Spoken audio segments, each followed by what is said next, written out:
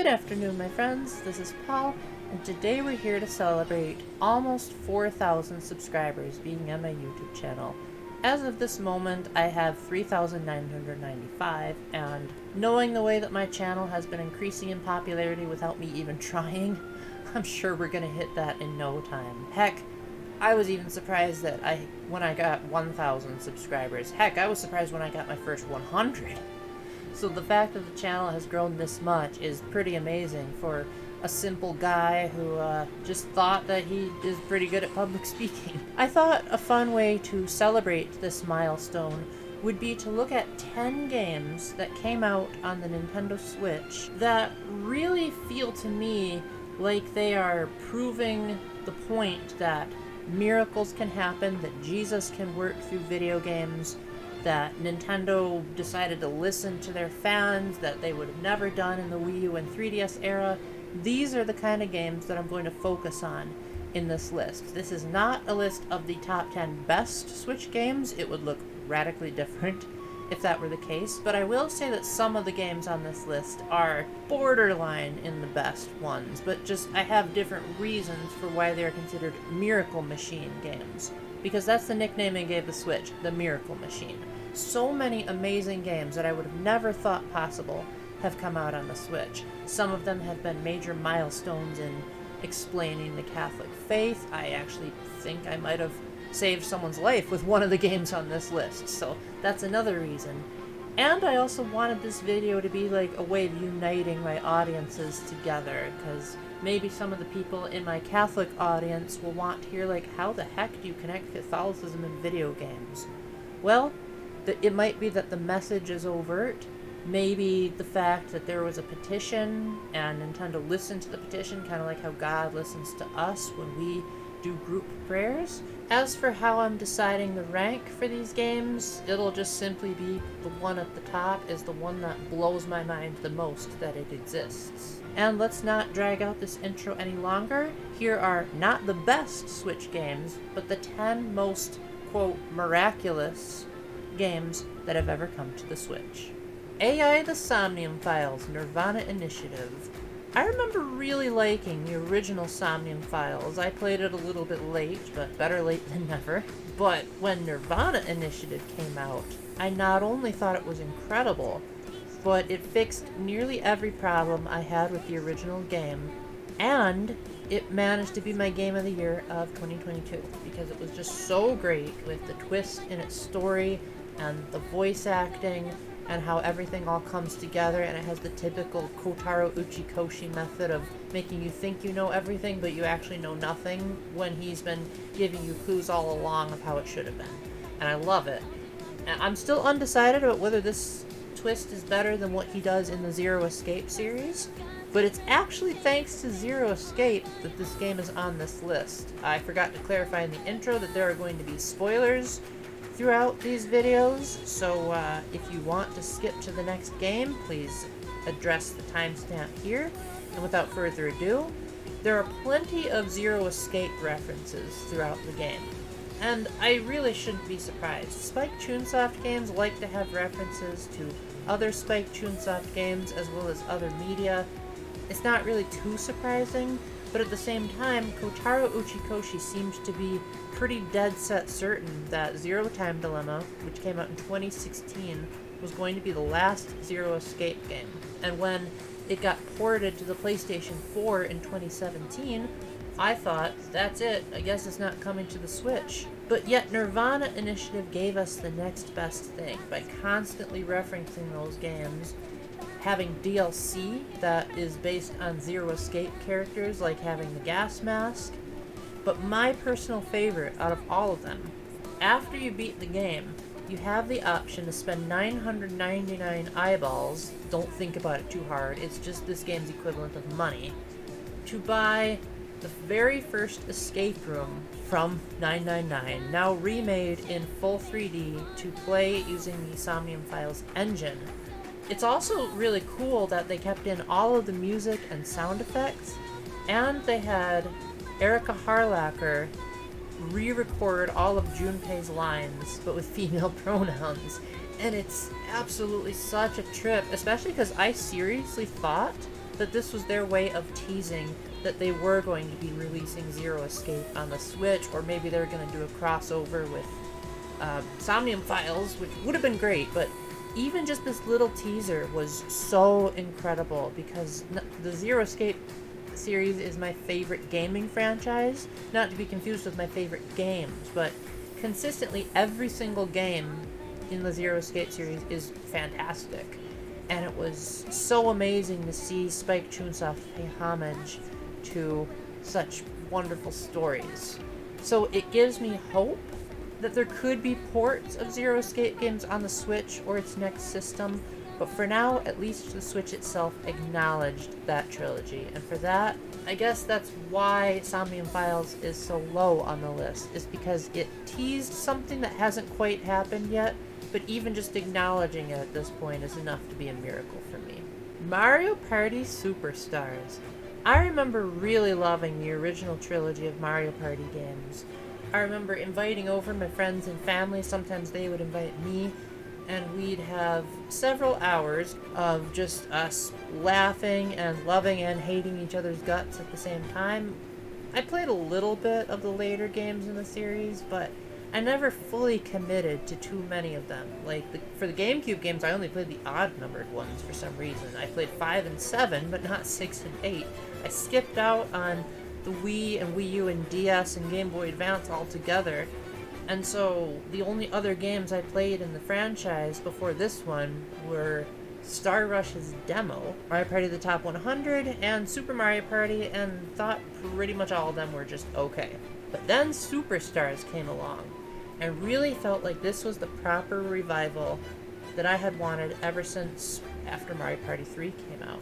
It's kind of like a remake of all three games at the same time, while also feeling like a modern upgrade and a celebration of Mario Party as a whole. You've got 5 boards, which some people have said that's not enough. Personally, I don't really care. It's the quality that matters to me. That are all based on the N64 trilogy. They have, the music is updated, but you can still play the classic music if you want to. There are some quality of life tweaks, like the Koopa Bank being moved to a more convenient location in Horrorland. There are several just different things that all add up to make it a more pleasant experience, such as being able to speed up the computer players' turns, the Koopa Bank takes less coins, there are more animations that the characters have, etc.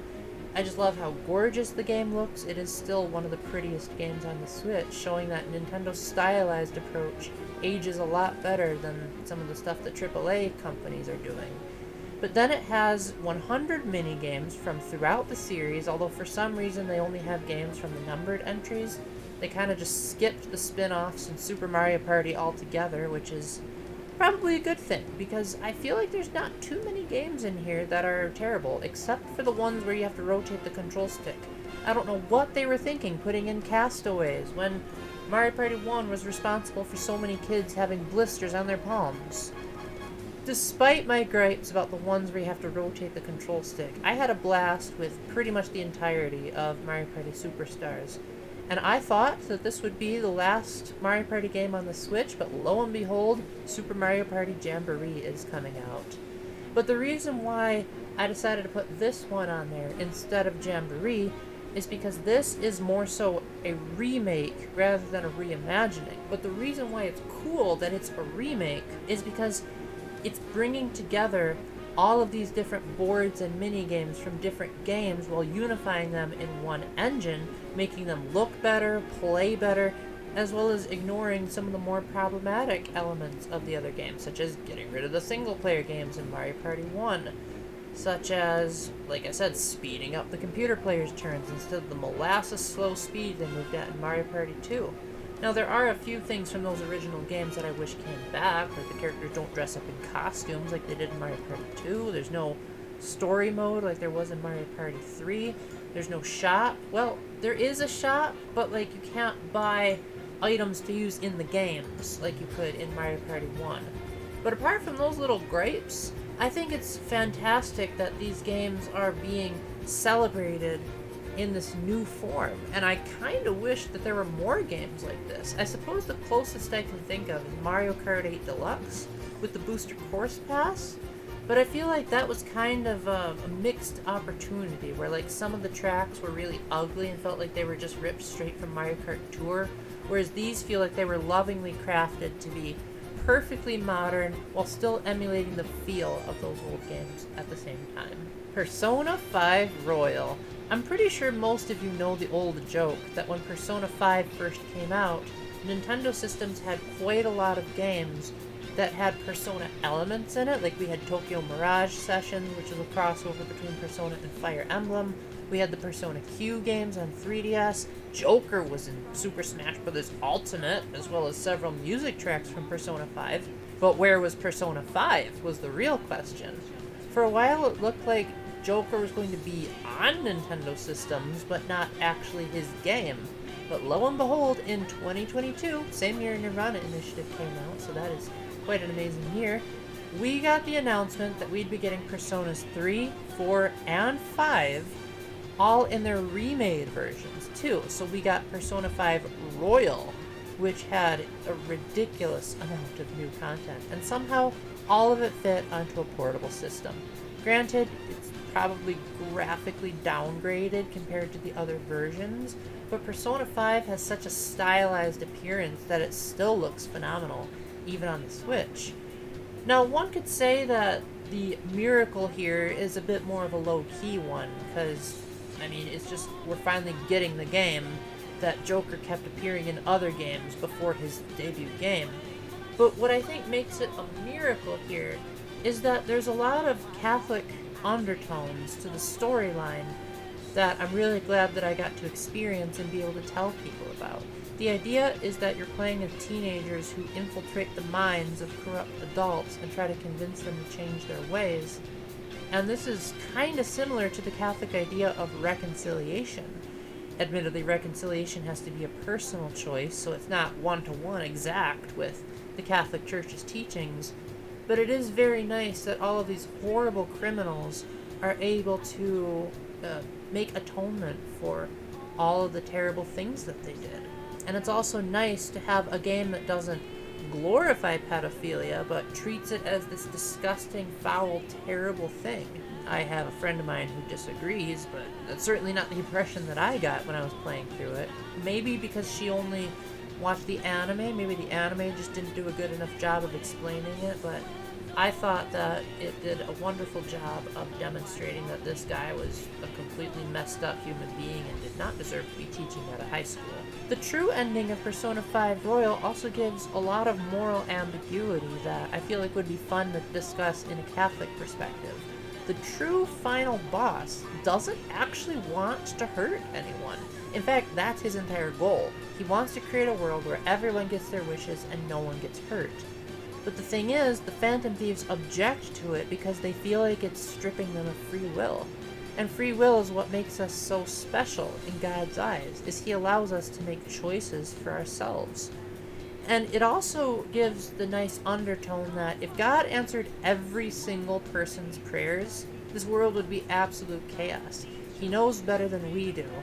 And He knows that maybe what you think is good for you isn't actually what's good for you. Of course, there are games later on that talk about the power of when God does answer prayer.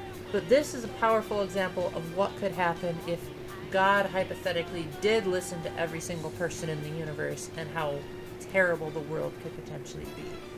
And I love how it's sort of a 2-in-1 type of deal, where not only do we get Persona 5, but we get the extension, which adds even more Catholic undertones.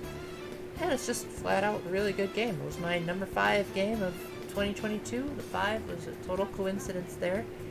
And I don't know if I'm ever going to replay it anytime soon, but I am at least very glad that I got the opportunity. And hopefully it makes Atlus more willing to put Persona projects on the Switch going forward.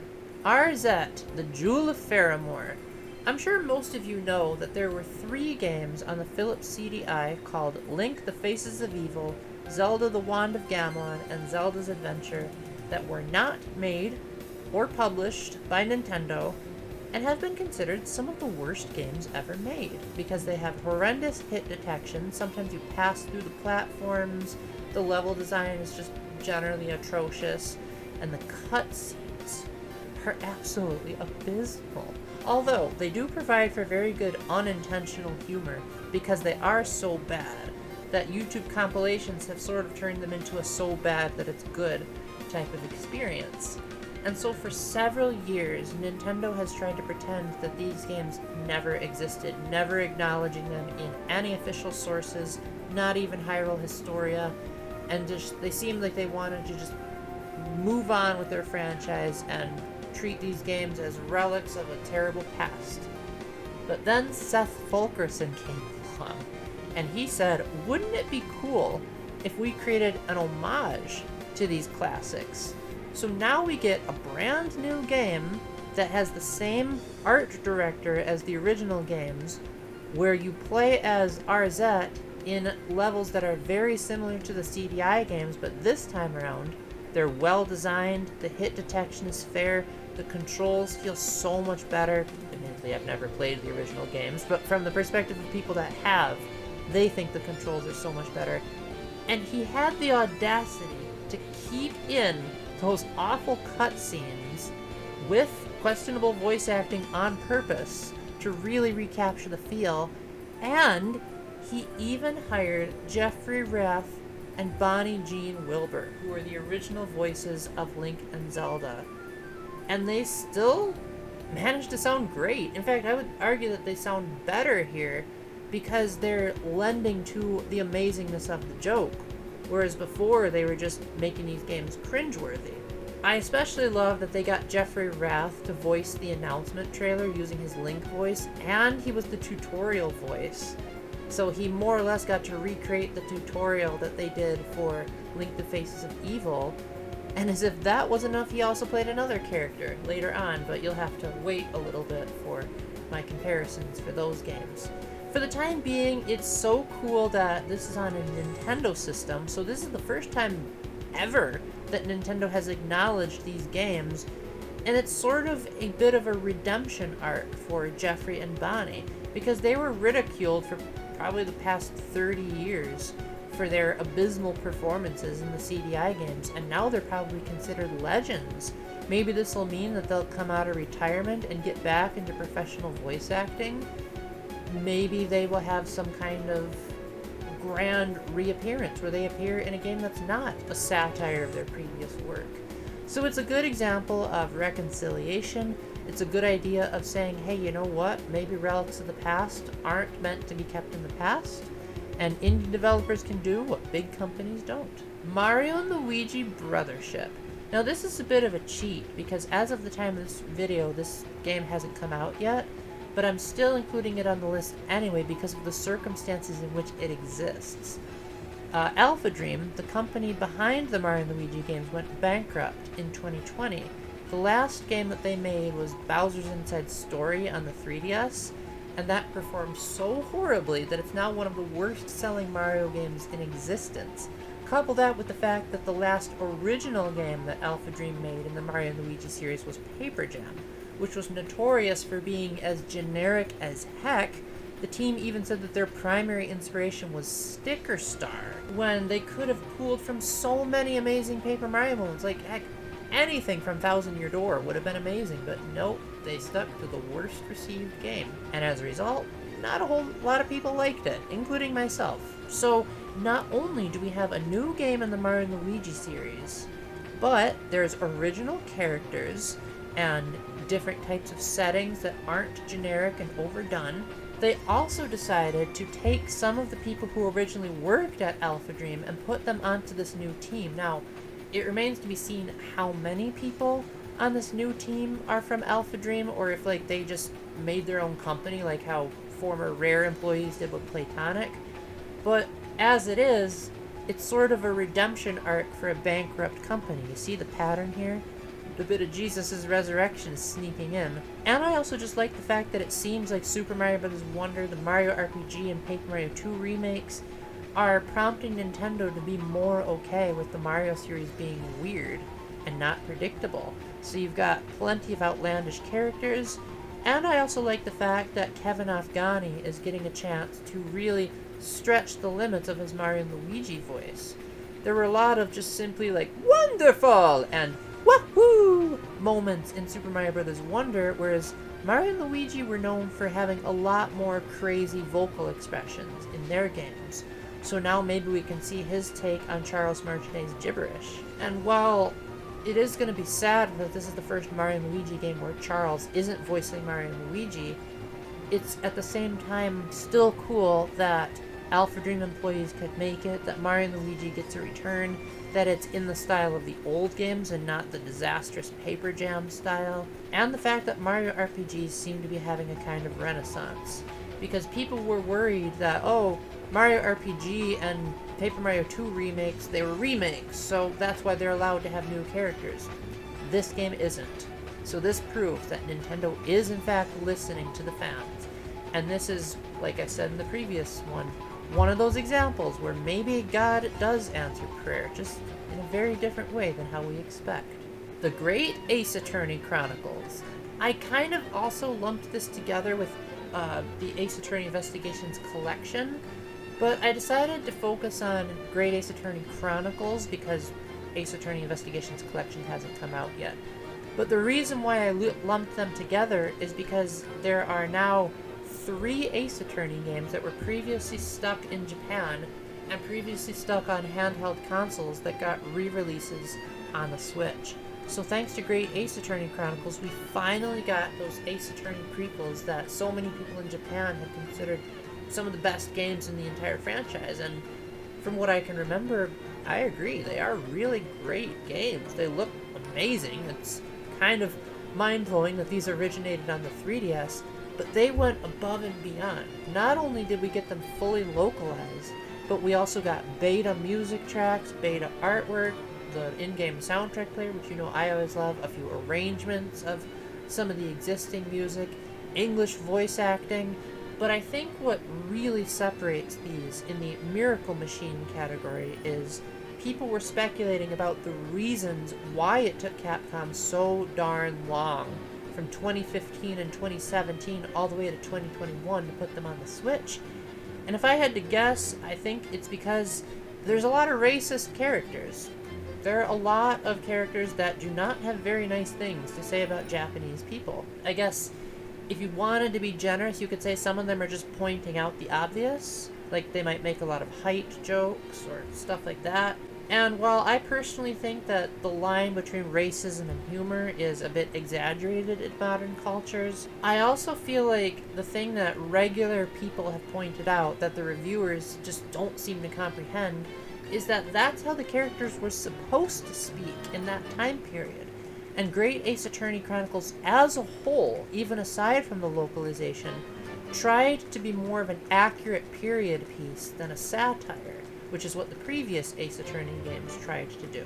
So you had stuff like window taxes and more authentic British accents that, from what I've heard, even native British people didn't always understand what they were saying because that was more Old English. So in an era where everyone tries to be politically correct when they do period pieces, Great Ace Attorney Chronicles says, no, we are going to preserve the original artistic intent. We are not going to sanitize this speech. We are not going to give in to people being offended by everything. We're going to keep in the racism, but if you actually played the game, you would know that the characters who are racist get a redemption arc, and they come to realize the error of their ways, and they even have consequences for some of their actions. So you're able to get these characters who hated Japanese people to now starting to realize where their true potential is. And I think that could be just a good life lesson in general.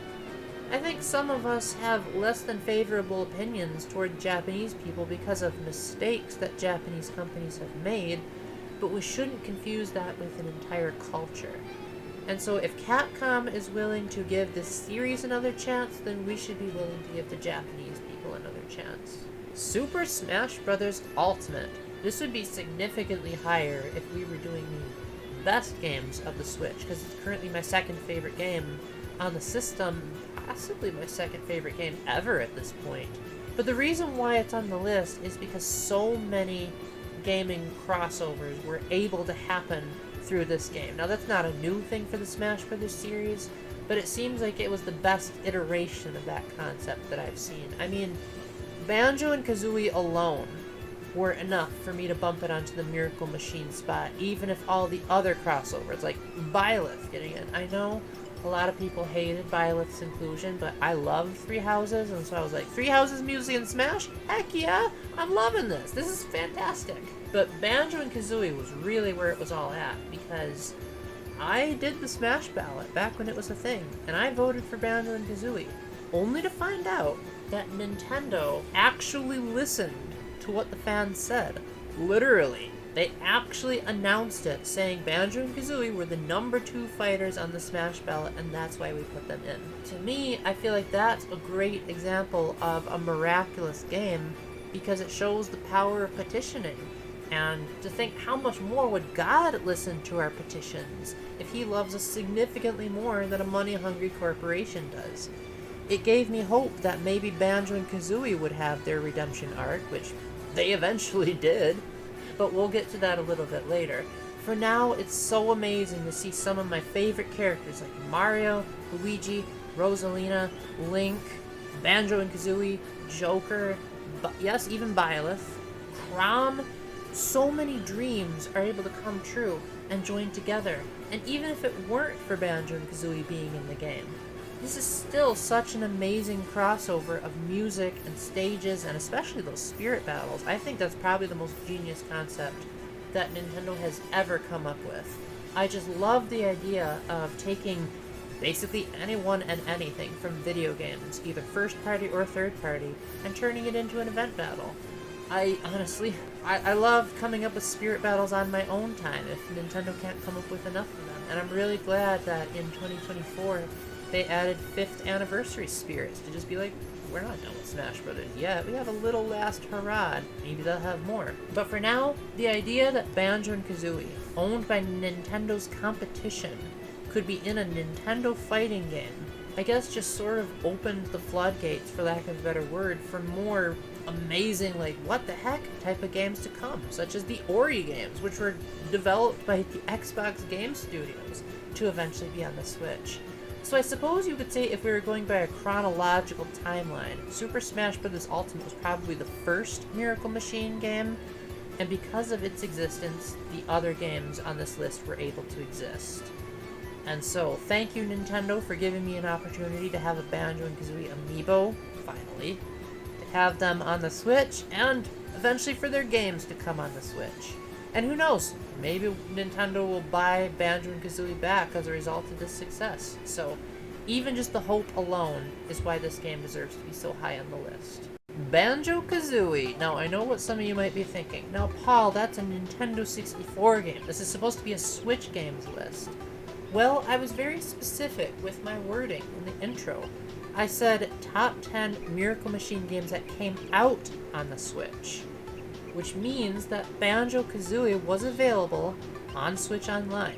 So therefore, I am counting it, mainly because, again, the circumstances of its existence. Banjo and Kazooie had already gotten into Super Smash Bros. Ultimate, so that made fans hopeful that maybe Banjo-Kazooie would appear in another form on the Switch or Nintendo's next system, and lo and behold, when Nintendo announced that Nintendo 64 games were coming to Switch Online, Banjo-Kazooie was in that initial reveal of what games would be here.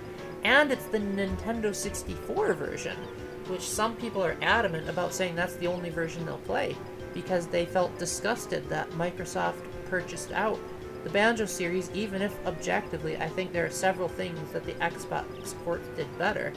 But a few cool things about the N64 version, the music is more synced during the cutscenes, because the Xbox had superior loading time, so that led to some awkward transitions. The walking N64 logo is really adorable and still looks phenomenal to this day. Like, it's probably one of the best animations a Nintendo 64 game has ever done. I like how there are more Nintendo references, like the Game Boy startup sound. And I'm sure there are other things I could point out, but it's just so good to have Nintendo actually acknowledge one of their first-party Nintendo 64 games on their own system, despite it being owned by their competition. And I'm beyond grateful that I have it in a form that's easily accessible, because plugging in the Nintendo 64 takes a bit of time, but it is really easy to set up my Switch. So I'm glad that I can be able to experience the adventures of the bear and bird in handheld form and be able to replay my adventures wherever I want, so long as there's internet connection. Admittedly, playing on the Switch does lose some of the precision of the controls in the N64 version, but it's not too big of a deal breaker. I did still manage to beat it. So it's a good enough compromise, and now it has save states, so now that annoying boiler room in Rusty Bucket Bay is not as much of a problem. It has the ability to do capture, so that makes it easier to remember Brentilda's tips.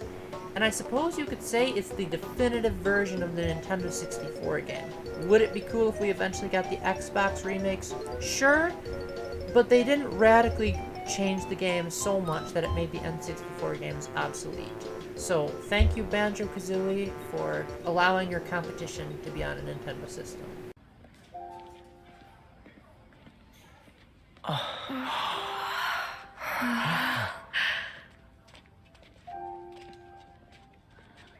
Where are we?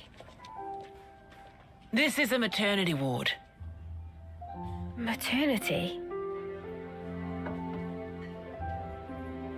Doctor, may I?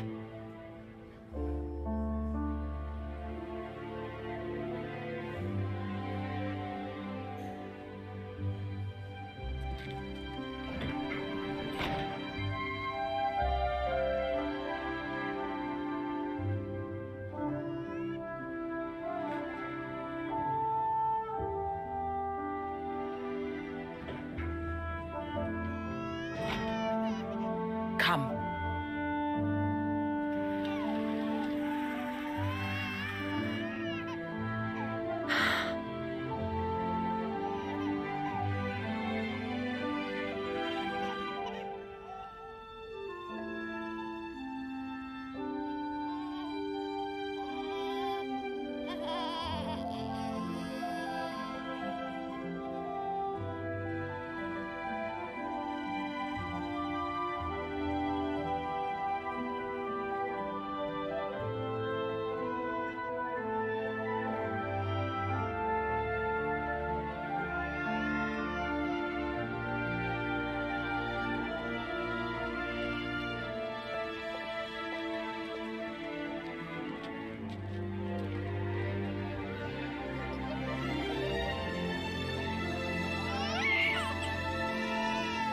It's so small.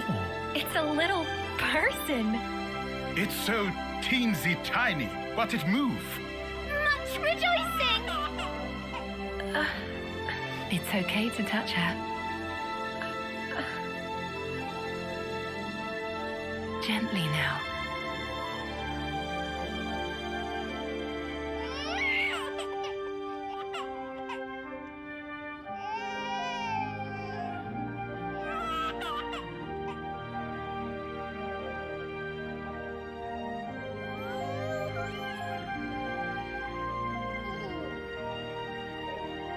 She's so warm. Place one finger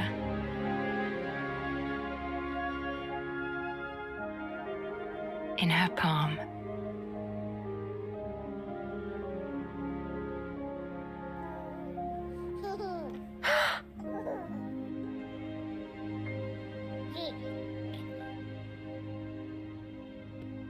Hey, Santa! Look at this! You need to try it too. Oh.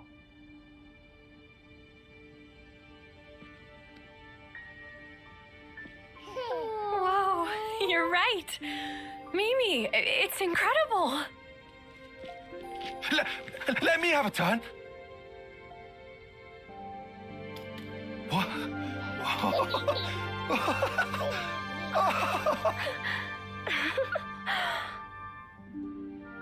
This is incredible, Senna.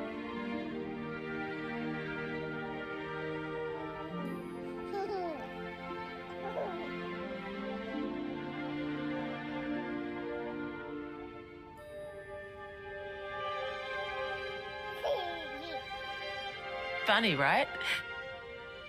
But this is human beings' true nature. If you want the ins and outs, go and ask the doctor. All right then, lads and lasses. Who wants to know how babies are made?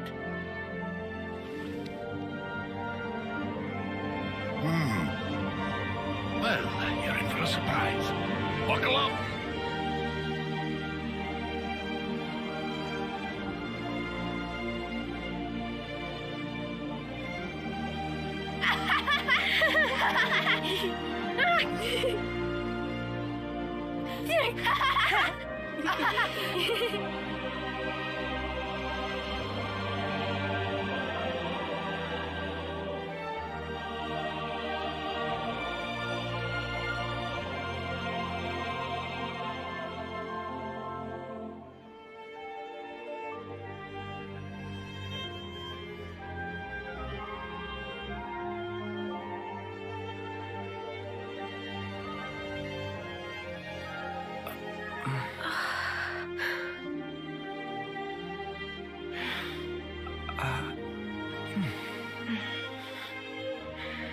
This is how it should be.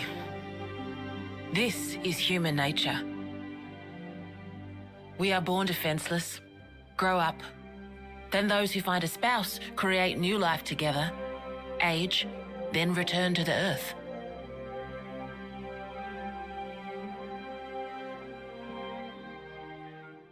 At number 1, do we even need to be surprised, is Paper Mario: The Thousand-Year Door.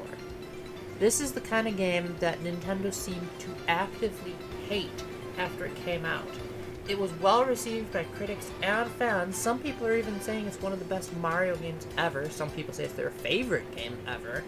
But yet Nintendo didn't seem to think so, because they went ahead and made Super Paper Mario, which was radically different. And then they made Paper Mario Sticker Star, which caused a lot of people to lose faith in the Mario franchise as a whole, because it was so generic and boring, and it had terrible gameplay. I couldn't finish it. I think I got to World 2 when I gave up, because I was like, it's just too confusing. It lacks the spirit of the original games. Paper Mario 2 was a game that was all about taking risks and putting Mario in environments that he had never been in before. Mario is by far the coolest he's ever been. Sure, he's had some amazing platforming games, but they didn't necessarily make him cool. But in Paper Mario 2, there are scenarios... Well, this particular video I won't spoil too much of because it did just come out, so maybe people want to experience it for yourself, but let's just say that Mario has met with some very interesting characters and been put into these really extreme situations that modern-day Nintendo, especially in the Wii U and 3DS, probably would have never dared of taking Mario. And yet, this remake exists. Why? Because we asked for it. We signed a petition. I'm sure there are others, but the most popular known petition is what Arlo did, where he invented the term #RemasterThousandYearDoor, which is probably why my Thousand-Year Door review is one of my most popular ones, because I put the hashtag in there. And that was like a trending thing. And I'm pretty sure Nintendo actually acknowledged that this petition was the reason for it being remade, because there was a 2016 interview where I believe it was either the director or the producer of Color Splash said, hey, if enough people petition, we'll do it. So apparently that worked. Also, if you look at the credits of Thousand-Year Door, when Nintendo finishes thanking all the people that helped with the game, the last thing they said was, "and you," in capital letters, making me believe that that was their way of saying, yes, we heard your cries in the petition, yes, it's real. And I will kind of stop there, because I'm sure most of you know that this is going to be on my best games of 2024 list, so I can gush about how great the remake is later, but let's just say that it absolutely lived up to expectations, and in some regards, it even surpassed my expectations. But even if it was just a simple upscaling, I think I still would have been happy that the remaster exists, because have you seen how expensive this game gets on GameCube? And even though I do have the GameCube original, because I actually got it back when it was new, my GameCube takes a long time to set up. I think it takes me like an hour and a half to boot up some of the games, so having it in a more convenient package and more portable is just fantastic. But yet Nintendo went above and beyond in this remake, but again, we'll wait for my best game video. But this absolutely deserves to be number 1, because this was the game that we almost never thought that Nintendo would acknowledge again. but because they did, and because they put so much love and care into it. That's probably why they were able to start making Mario and Luigi Brothership, and so now we are seeing a Mario Renaissance. But more importantly, from a Catholic perspective, it is absolutely proof that gaming companies, at least Nintendo, I don't know about the others, but at least Nintendo does listen to their fans. They do, in fact, listen to petitions. And if we ask them loud enough, maybe Operation Rainfall, like how we got Xenoblade Chronicles, will keep working. So just remember, that's how we got Xenoblade Chronicles, was the fans' petition. We got this through fans' petition, Banjo through fans' petitioning. There were probably other games that are lesser examples, but yes, Nintendo listens, but more importantly, God listens. And so if these gaming companies can do it, surely God will listen if we petition him. So with that, thank you so much for joining me in this celebration. I am sorry if you are not much of a gamer, but hopefully you still learned a thing or two about the Catholic faith through these games. Please let me know down in the comments which Switch games are miraculous to you. And even better, if you can list what your favorite Switch games are. Heck, maybe I'll even agree with you if I eventually make that kind of list. So thank you very much on my journey to 4,000 subscribers. I especially thank you if you actually like my videos and didn't just subscribe out of pity, because to me, actually enjoying my stuff means more to me than a subscription. So thank you very much for the genuine likers. And until the next time, remember to keep the faith, stay epic, and God bless. Bye!